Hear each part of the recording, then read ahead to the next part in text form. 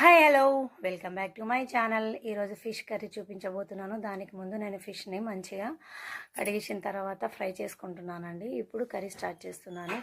ఫ్రైని పక్కన పెట్టుకోవాలి. ఇప్పుడు కర్రీ కోసం ఇలా పోపు పెట్టుకోవాలి.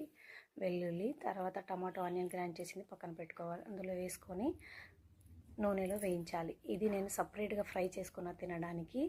ఈ ఫ్రై ఏమో నేను కర్రీ కోసం చేసుకున్నాను అన్నమాట. ఈ విధంగా నూనెలో వేయించుకోవాలి. ఉప్పు కారం వేసుకొని గ్రేవీ కోసం ఇలా బాగా వేగిన తర్వాత చింతపండు రసం వేసుకోవాలి. చింతపండు రసం వేసుకున్నాక ఎంత నీళ్ళు అవసరం ఉంటే అంత నీళ్ళు వేసుకొని మంచిగా ఉడికించుకోవాలి. హై ఫ్లేమ్లో ఉడికించుకోవాలి.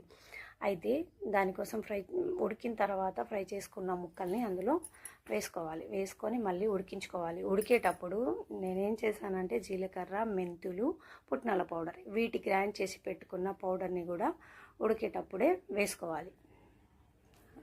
ఇలా వేసుకున్న తర్వాత ఉడికిపోతుంది. ఉడికిన తర్వాత చివరగా నేను ఓమని అయితే స్మాష్ చేసుకొని ఓమని కూడా చల్లుకున్నాను. ఓమం ఈ ఫిష్ పులుసుకి సూపర్గా టేస్ట్ని ఇస్తుందండి. మీరు కూడా ఇలా ట్రై చేయండి.